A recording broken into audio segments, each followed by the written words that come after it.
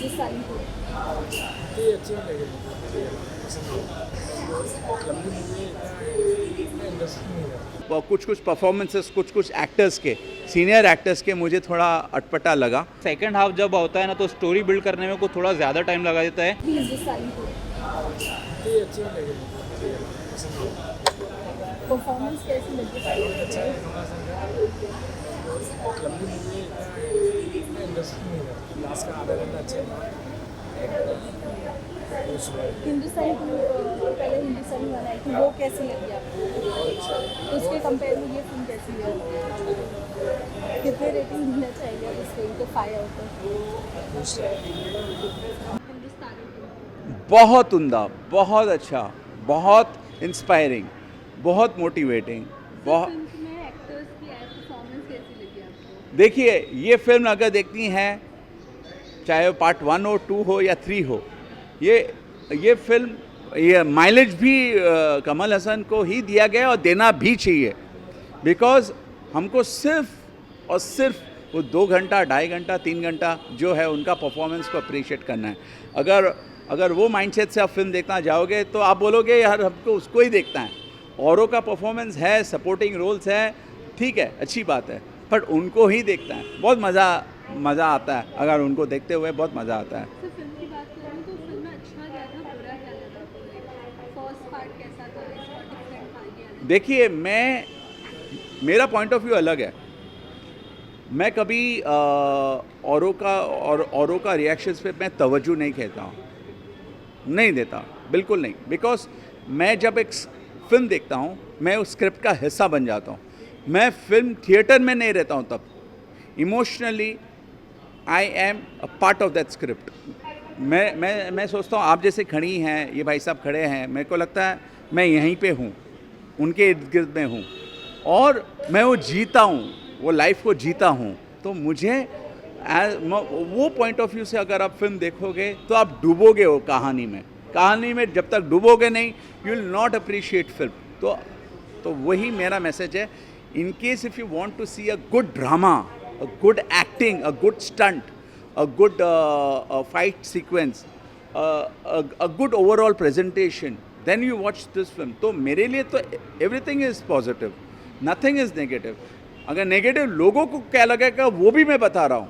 Emotion से भरपूर है फर्स्ट हाफ, तो इमोशन से यंगस्टर्स को थोड़ा उनको अटपटा लगता है, ज़्यादा इमोशन सीन्स अच्छे नहीं लगते हैं उनको। शॉर्टकट अच्छा, लार्जर टू लाइफ स्टंट्स हुआ, ये हुआ, वो हुआ, बस उनको उससे मतलब है। तो साउथ की जो यंगस्टर्स हैं और नॉर्थ की जो यंगस्टर्स में बहुत अंतर है।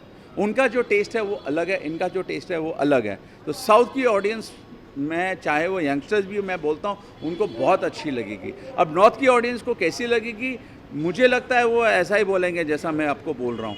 पर I hope and pray that they also mature. North की ऑडियंस को मैच्योर होना पड़ेगा, यंगस्टर्स को मैच्योर होना पड़ेगा, वो बताना पड़ेगा। देखिए, इसमें ना एक मैसेज है बहुत अच्छा, ये मुझे बोलना बहुत ज़रूरी है। ये फिल्म में ना एक मैसेज है, there is a spiritual message, patriotic message and ethical message. 3 messages है। स्पिरिचुअल मैसेज क्या है? मैंने गुनाह किया, मैं as a person, if I have done something wrong, मुझे सज़ा भुगतनी है। किसी भी रूप की सज़ा हो, मुझे भुगतनी है।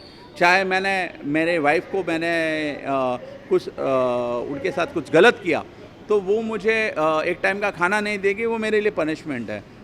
मैंने लॉ तोड़ा, जज मुझे अगर सज़ा देगा, वो मेरे लिए पनिशमेंट है। ठीक है, तो ये पनिशमेंट मिलना चाहिए और पनिशमेंट से गुजरना चाहिए। मैं अगर पढ़ाई नहीं करता हूँ और मैं फेल होता हूँ तो 5 लोग मुझे धिक्कारते हैं, वो मेरा पनिशमेंट है, वो मुझे पॉजिटिवली लेना है, ताकि आगे चल के ये नहीं तो कि अभी स्पिरिचुअल मैसेज क्या है। अगर ये इंसान बच के जाता है ये सब प्रॉब्लम से, ना ऊपर वाले की लाठी बहुत तेज़ होती है।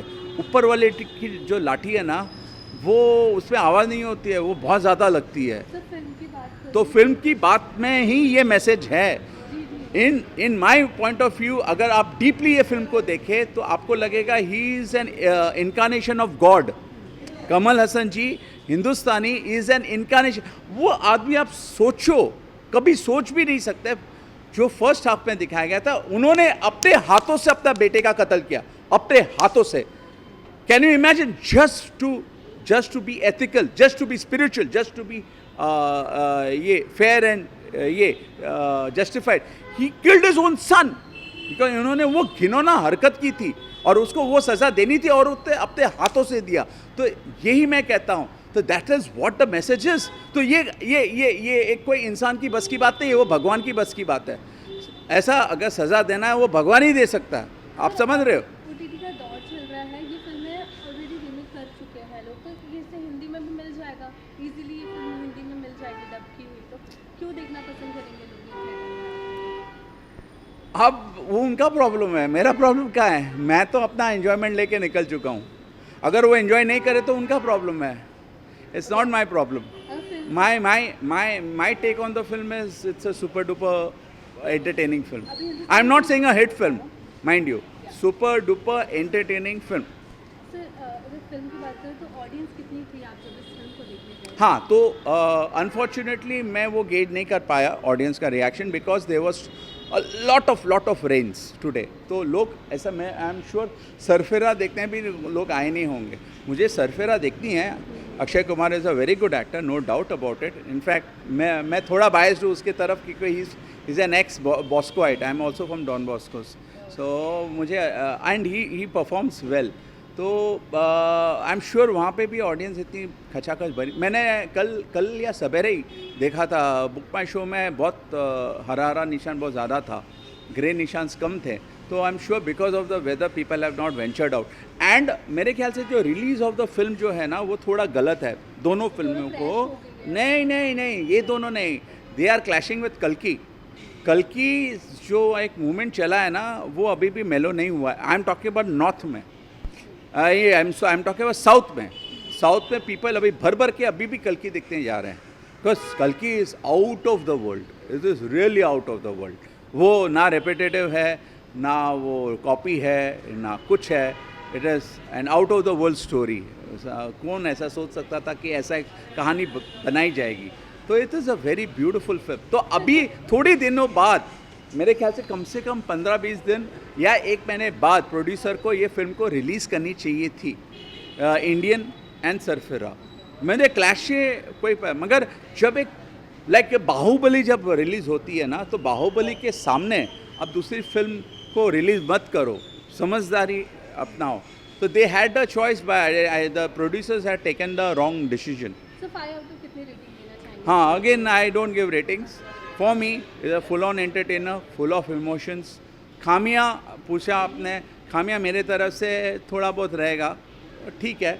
वो कुछ परफॉर्मेंसेस कुछ एक्टर्स के, सीनियर एक्टर्स के मुझे थोड़ा अटपटा लगा, बट ठीक है. बट हाँ, as far as Kamal Haasan 10 on 10, 100 on 100. He has been mind blowing. बहुत अच्छा है. Thank you so much sir. कैसी लगी हिंदुस्तानी 2? हिंदुस्तानी 2 मुझे हिंदुस्तानी 2 के जैसी लगी क्योंकि मैं उस सदी का बच्चा हूँ जो इसके फर्स्ट पार्ट को मैंने थिएटर में एंजॉय किया था. 4 साल का था तब मैं. तो डैडी ने जब बैंडर टॉकीज में मुझे लेके गए थे, ये मूवी के विजुअल्स मुझे तभी भी याद थे. और सबसे ज़्यादा तो मुझे वो गाना याद था कि झटका दिखा दिया तुमने. उर्मिला के साथ जो कमल हसन का कॉम्बिनेशन था, तो वो कमल हसन की एक्टिंग उसके अंदर अच्छी लगी थी. जो उनके डायलॉग्स थे, अल्लाह वड़क हम कमल हसन, मेरा नाम कमल हसन, तुम खमरना ही होगा जाने बाहर. तो उनकी जो आवाज़ें थी, उनकी जो मतलब वो एक बोलते ना, जितनी भी उनकी पोटेंशियल थी ना उस मूवी में, वो नज़र आई थी. उस टाइम पर ऐसी मूवी बनाना शंकर के अलावा मेरे ख्याल से शायद ही कोई सोच सकता था 1906 में. तो वैसी मूवी को उन्होंने उस टाइम पे बना दिया था. 15 करोड़ के बजट में आई थिंक वो मूवी वो उस टाइम पर बनी थी तमिल लैंग्वेज में. उसके बाद सक्सेस के बाद हिंदी में डब हुई वो, और हिंदी में उसने 50 करोड़ किया था. तो सोचो उस टाइम की मूवी ने इतना कलेक्शन किया था.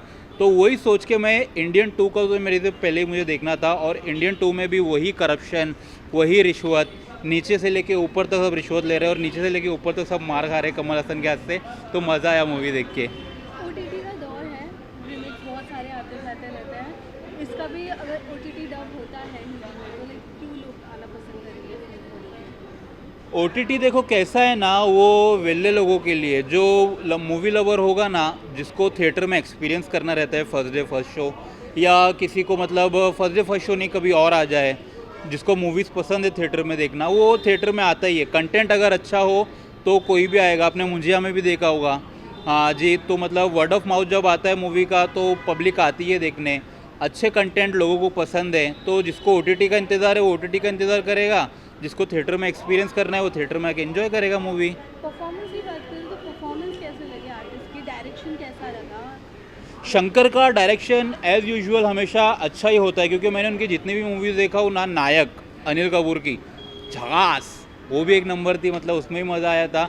अपरिचित देखो आप, आई देखो आप, रोबोट 2.0 रोबोट उन्होंने की थी, रोबोट 2.0 उन्होंने डायरेक्ट की थी, तो उनकी हर एक मूवी ना अलग ही जॉनर की है। उन्होंने 1906 में अपनी मतलब उनकी थर्ड मूवी थी as direction, but first movie थी करप्शन के ऊपर जो उन्होंने बनाया था, तो उसके बाद से उन्होंने एक वही लेंथ पकड़ी। अब अपरिचित भी देखोगे तो कहीं ना कहीं वैसी मूवी है, तो उनकी हमेशा कुछ ऐसे रहता है कि ऑडियंस को जागरूक करूँ मैं, अंदर से थोड़ा लाऊं, तो वो नज़र आता है मूवीज़ में। आपके अकॉर्डिंग ये फिल्म क्यों देखनी चाहिए लोगों को? ताकि कोई रिश्वत लेते हुए पकड़ा ना जाए। और कैसा होता है ना, सच है बट कड़वा है। इस देश का कानून कैसा है कि अगर आप रिश्वत लेते हुए पकड़े जाओ तो रिश्वत देके छूट जाओ, तो सच है पर कड़वा है। इस मूवी में वही दिखाया गया है, तो कहीं ना कहीं कानून को बताता है भाई, जो एक मिडिल क्लास फैमिली से आता है, जो एक नीची जात से आता है, चाहे उसे ऑफिसर बनना हो, चाहे उसे क्लर्क बनना हो, चाहे उसे कोई भी मतलब सरकारी काम कुछ भी करना हो, उनको रिश्वत देना ही देना है। नीचे से लेके ऊपर तक सब खाते हैं,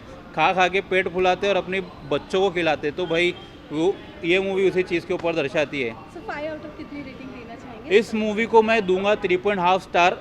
1.5 स्टार मैं इसलिए काट रहा हूँ क्योंकि सेकंड हाफ जब होता है ना तो स्टोरी बिल्ड करने में को थोड़ा ज़्यादा टाइम लगा देता है, तो शायद ऑडियंस वहाँ पे लिटिल बिट बोर होगी, वरना मूवी बहुत अच्छी है। कमल हसन ने बहुत अच्छा काम किया है।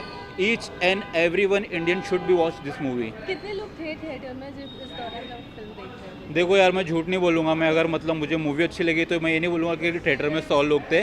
मूवी में 20 से 25 लोग थे, क्योंकि मुझे अभी पता नहीं, क्योंकि कोविड के जो बच्चे, लॉकडाउन की जो पैदाइश है, उनको उसका फर्स्ट पार्ट नहीं पता होगा जो 1906 में आया था। 2000 की जो पैदाइश है उनको ही शायद अभी पता नहीं है। तो जब वर्ड ऑफ माउथ इसका जाएगा तो लोग आएंगे देखने।